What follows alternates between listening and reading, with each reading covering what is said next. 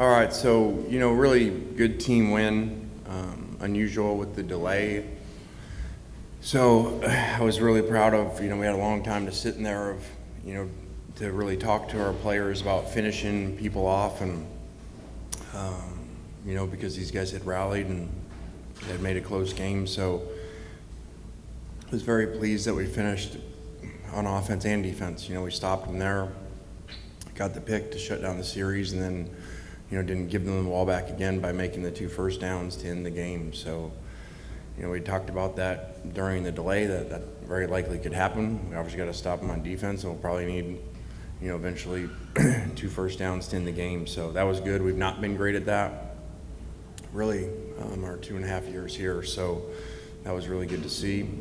And, obviously kind of the story of the game is we didn't stop the run, and we ran the ball extremely well. So to have 3 rushers over 100 yards, there's a lot of people doing things right. Like I told the guys, we have cool stories during the delay walking off, and Mingo, who doesn't have a catch in the game after a record-setting day, is like talking about how well he's doing on the crack blocks and how many rushing yards we have. And so that's really cool when you have unselfish people like that.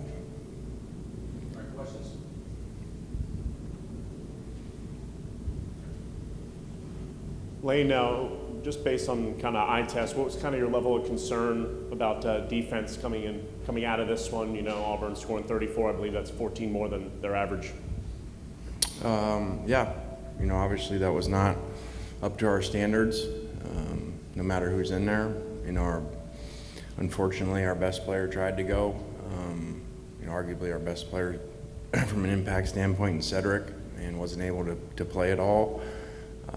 Not making any excuses, but so guys got to step up like we tell them. This is the middle of the season. You're going to have injuries, and obviously we did not tackle well again this week, and a ton of explosive runs. So, I guess, like I said, they announced, we got lightning within 8 miles of here. And I said, well, we ain't got any run defense within 8 miles of here, so. I was like, maybe we'll have 30 minutes to go figure it out. Could you kind of take us through the decision to go for the onside kick in the third quarter? What did you see, and then how big of a play did that end up being, because you guys capitalized on it and scored? Yeah, huge play for the players to make the play. Something on film, and Coach Biaggi had done a great job finding it, and we'd practiced it all week.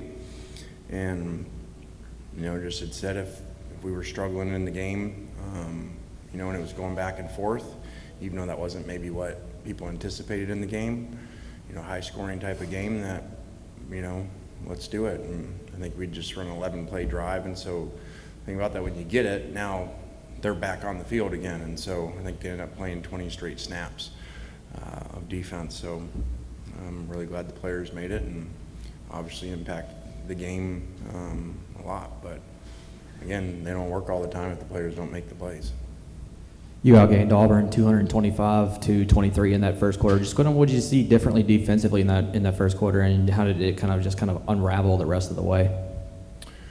It was really 2 things. It was really third down plays, where their quarterback would either scramble and make a play or make a big throw to keep drives alive. I think we had a 3rd and 15 and then a 3rd and 9 on the same drive. And then the inability to make tackles in the run game. Kind of felt like during the game, like ours was harder. Like we had to work our way down the field a lot more, and their runs were breaking, and we'd have a guy there and he'd miss the tackle. So, that's a major issue. It's not the first time it showed up. So, again, we have issues on our team. They change every week, and we're 7-0, which is great, but we've got to fix these things, because I keep saying it's going to get harder. I know you've coached in shootouts before, but can you recall ever coaching in a game with 748 rushing yards or whatever this was? I'm sure we've had them here. Our first year, it felt like every game was like that. So I did have that feeling again, kind of like the South Carolina one here. But I just kept saying, hey, we got to score and keep the lead. And keep playing until we make a play on defense, which we did. Dayton Wade had a really nice day running the ball and receiving you guys' first touchdown. What did you kind of see from him leading into this game that kind of made you comfortable? I mean, he's been hurt some, and so he's always made plays in practice, and the few times he's gotten in there, even though when the ball hasn't gone to him, he's done a great job, does a good job as a returner. So, we always say we're a lot better when we can rotate guys in and, not wear our receivers out. And so he stepped up, much like Jordan Watkins has earlier in the year, and made plays.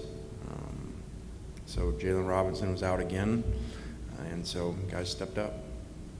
Obviously, Dart as a run threat was heavy in the game plan today. Just what have you seen in the confidence-wise of him being able to kind of take that part of his game and elevate it? Yeah, really good job by him, and he actually wasn't 100% coming into the game, so he really toughed through some things and, ran really well. And again, tight ends and receivers, perimeter blocked really well, in a lot of those crack and different types of schemes that got the ball on the perimeter, because I just felt those guys have always played well in between the tackles, and we need to get the ball on the edge and get around them. Kind of going off next question, when was the last time you were part of an offense that had 3 100-yard rushers? Can you recall? I don't remember that. I know we have, but I'm not really sure when that was. But that's an accumulation of guys doing a lot of guys doing things right. Obviously, offensive line, but the tight ends and receivers, and how they blocked, and running backs, how they finished the runs too. You didn't see guys running out of bounds, getting extra yards. And I think Georgia Tech, we're up near 69 carries, so that doesn't happen very often, especially in an SEC game. So you got to do whatever it takes to get to 1-0, and that was running the ball today. I know a lot of people connect your name with the passing game and all of that kind of thing, yet your teams have always been able to run the ball. Is that on a day like today when maybe the pass wasn't as available, being able to run like that, is that something that you're really proud of in terms of your reputation and that kind of thing? I mean, I don't care about the reputation. I just like it better as a feeling, and so we've had this conversation often. I don't know why it's always that way about where, I'm associated with throwing the ball, but,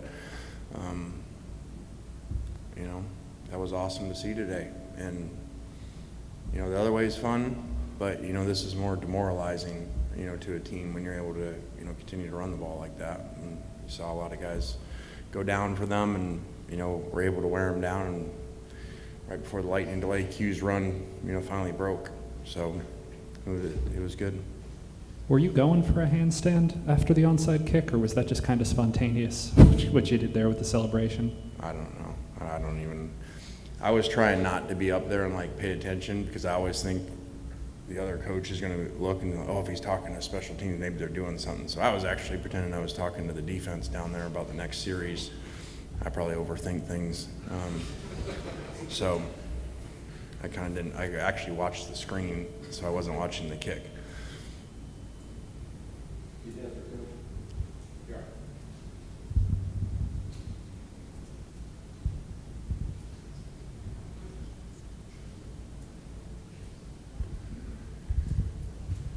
You talked about kind of how, how nice it is and demoralizing when these three guys are able to run like that. I mean, we see what Quinshawn's been able to do. We see what Zach's been able to do.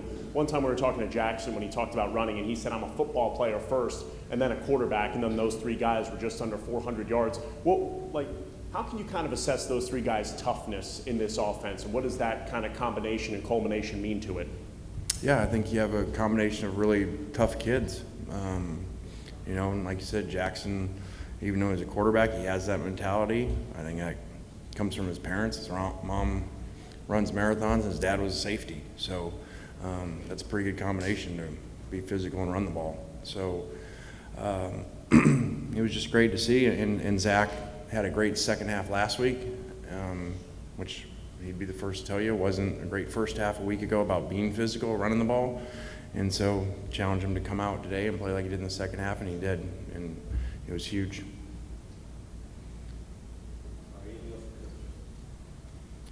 All right, guys, thanks.